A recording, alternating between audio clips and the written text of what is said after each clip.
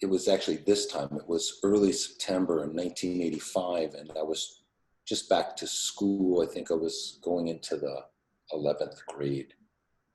And it was a Sunday evening, and I was hanging out across the street from my house on a stoop, and my friend at the time was like, let's go up to Harlem and score some weed. And in those days, 96th Street was like the line of demarcation. Like, you didn't go past 96th Street because it was perceived to be very dangerous. And so the drug spot was on 107th between 3rd and Lex. And so as we passed 96th Street on 3rd Avenue is, Washington Projects, they were called the D at that time.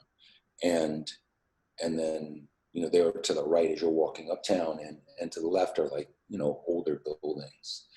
And so I think as we passed probably like 98th Street or like 100th Street, like a gang of kids started following us. And I think we didn't really think much of it, but like they were sending guys with bikes up to kind of like probe us, and it was sketchy. But I think we didn't, realize the kind of danger we were getting ourselves into. And, I want to kind of backtrack a little bit and say, like, that summer, I was really kind of questioning a lot of things. I couldn't understand if there was a God or a divine power or love in the universe, why it was that I was kind of suffering so much, that there was so much inequality and, disparity of wealth, and, all these things that I was feeling as a very poor kid in New York City in the 1970s and 80s. And so, like, I was trying on atheism and or being agnostic, and just I couldn't fathom that there could be a God. And so,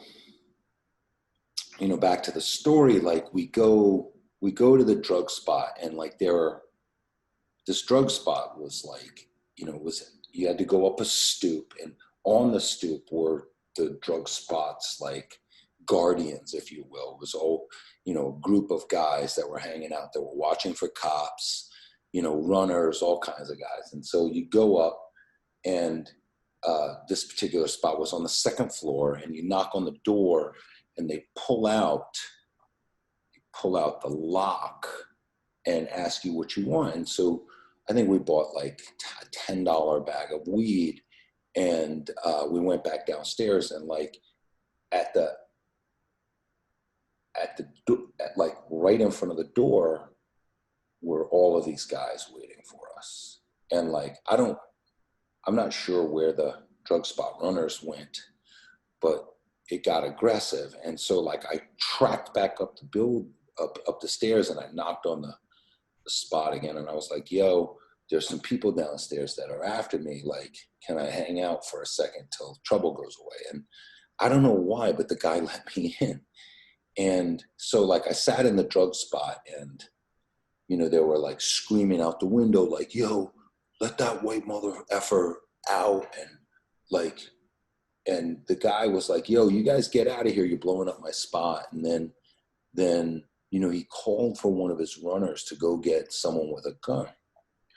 And I was like, wow, this is really getting out of control. And then, so there started to kind of get to like this, it started to be very, very aggressive. So the guy at the drug spot was like, yo, you got to get out of here, man. Like, this is crazy. I don't know, like, why I'm dealing with this. So,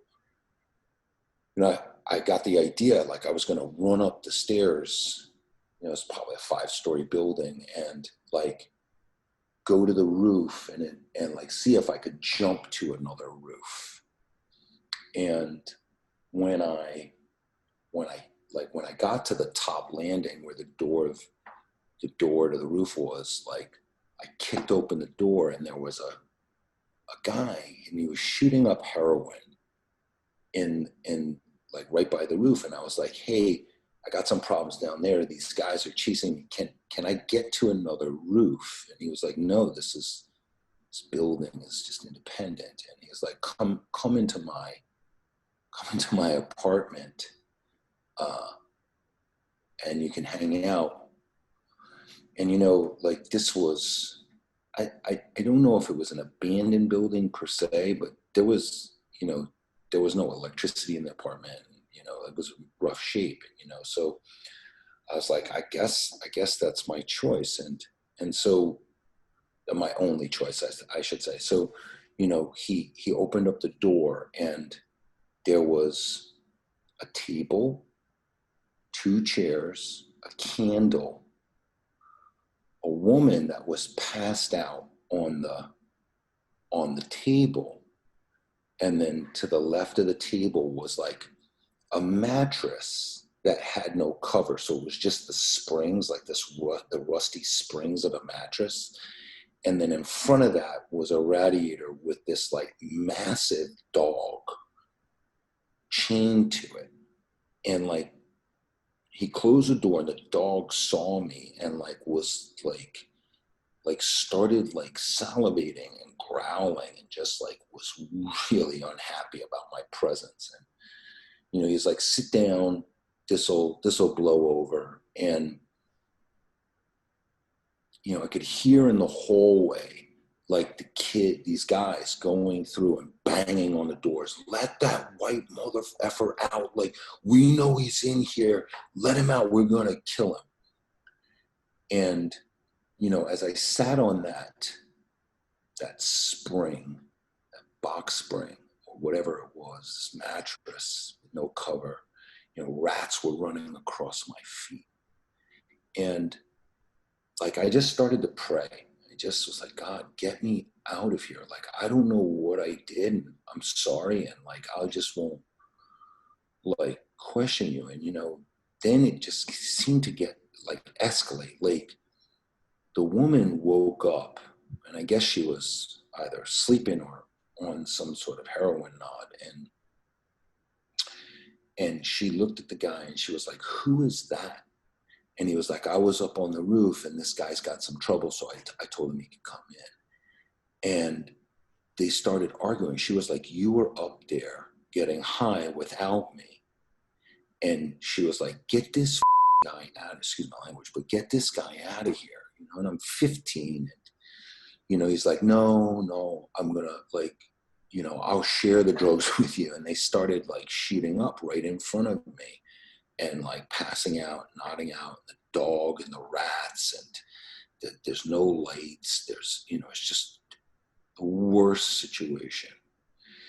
And, I just continued to pray. And then all of a sudden, like, maybe 2 hours later, like the guy wakes from a heroin nod, and he turns to me and he's like, I think it's safe.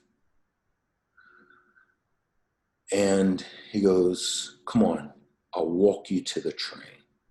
And I'm like, I don't know what I'm about to walk into.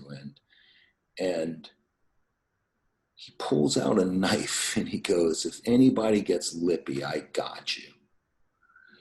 And so he walks me to I think the 106th Street train station in Lexington Avenue. It's like a block or so away from the building.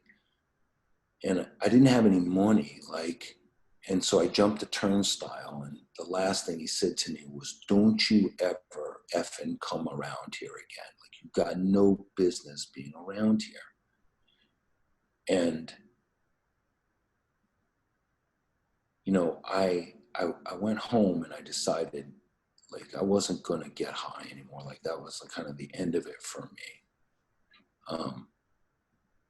Barring a few more like kind of episodes, like, and then I realized that like I was not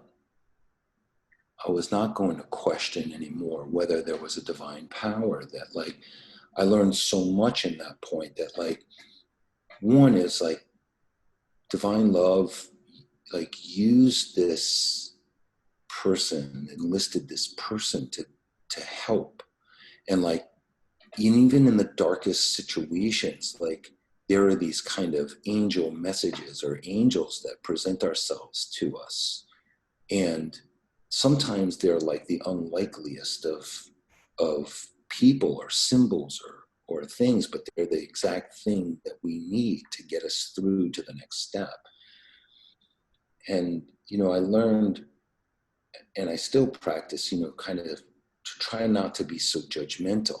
And like, people are going through their things, but they're not absolved from divine love's power, both in influence and their own protection. And also that, where did I belong? Like, I didn't belong, not that I didn't belong in Harlem, but I didn't belong in a place where like I had no faith. I didn't belong in a place where, I thought it was just me and I was, the creator of my own life and my own circumstance. And that's another lesson that like I took, like, he said to me, don't you ever come back around here anymore. And I was like, I really understood that mentally I could never return to this place because there was just darkness there. There was, trouble there. And so I thought I would share that story for some people now that may be feeling like, well, wait a second, I don't, like, how is it that we could all be going through such terrible times and these crises and this political climate and this racial climate, and how could there be divine love, or how could there be a God and let all this stuff happen? And to kind of fortify our faith and hope and really to stay the course, not to stay out of that area, and to keep leaning on divine love and keep leaning on God, and know that, that divine love has all power and will enlist the people and the things and the circumstances that we need to elevate and up and out of our challenges and our circumstances. So I hope you find that helpful, and love you, and thank you. Wow. What the most unlikely of saviors, man. Yo, man, this, like, the dog. Are you still recording? You can still record. Yeah.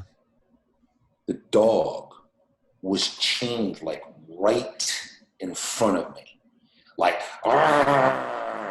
if it would have gotten free, it would have tore my face off.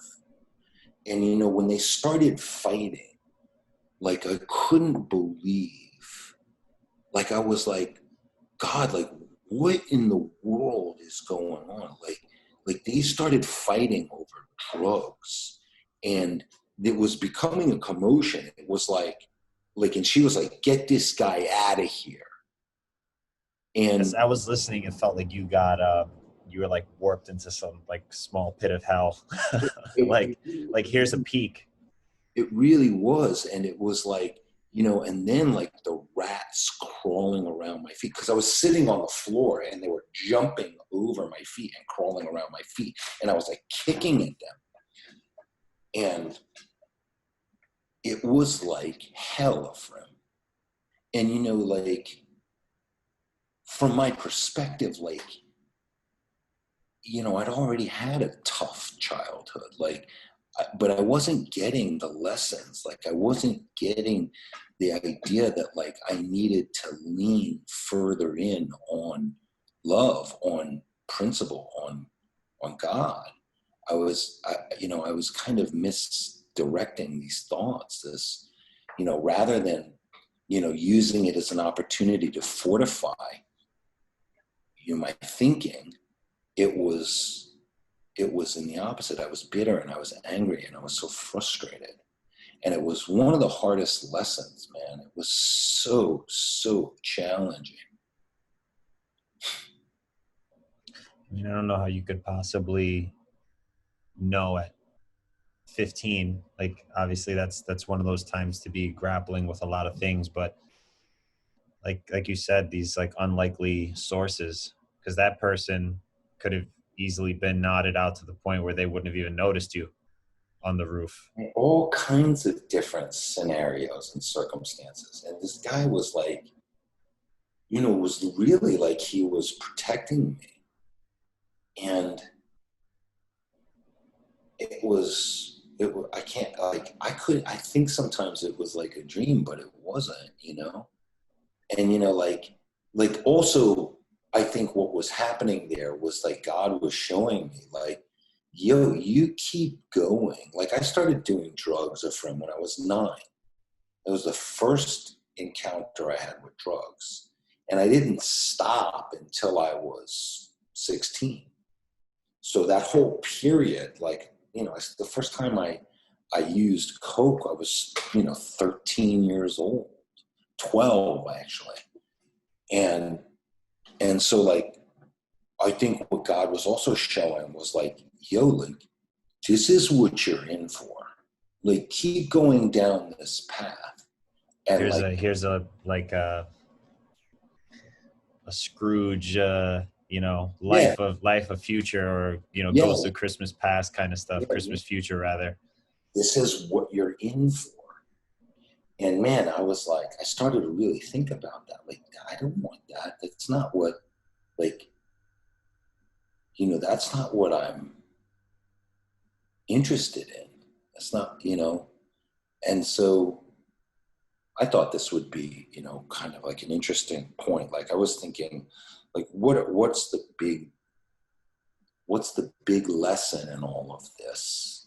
It's a terrible experience. It was a terrible, terrible experience. And it's interesting because, like, when I got on the train, my house, it's 106, 96, 86th Street. So my house was 2 stops away. So literally in 5 minutes, I was back home,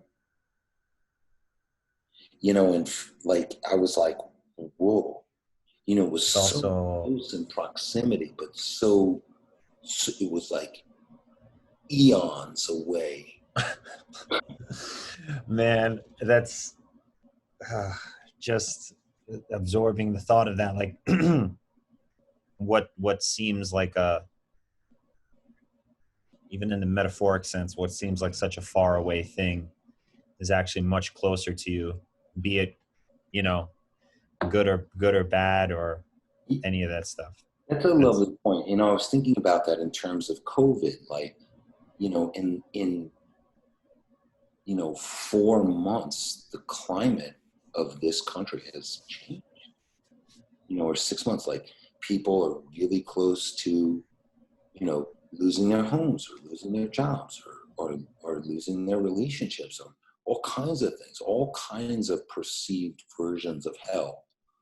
And, like, you and I talk about this, and we've talked about this, like typically the solution is like 1 or 2 thoughts away. Like, and maybe it's not the big solution, right? Like, I didn't exactly quit doing drugs then, and I didn't exactly become, a saint throughout my entire life, right? But like, it was an experience and a realization that got me to the next thing. And this like occurrence of elevation, this like this up and down. And sometimes it's immediate, right? Sometimes, we have the thought, and the circumstance shifts for really good. And sometimes it's just getting us to the next point. And that is really close away. Those are one thought away. I don't know why, but I had to go. Like, I didn't question God in that moment. I didn't question divine love. Like, it was like rats, dog, junkies, murder, death, God. Like, I knew, when instinctively. things are there. There was an immediacy too. Like sometimes, um, it just makes me think that sometimes we get in the habit of overthinking so many things when the simplest thing is right there. You know, the answer is kind of right there, and it was there for you, and it's easier to notice later. Like sometimes we can look back on things and be like, oh, Pivot. that was Pivot. the domino that like started the trajectory, or was the shift in the boat, or however you want to say, you know. It's It was for sure one of them. It was very, very much one of them. And so I mean this as a kind of tale of hope rather than a tale of woe, you know?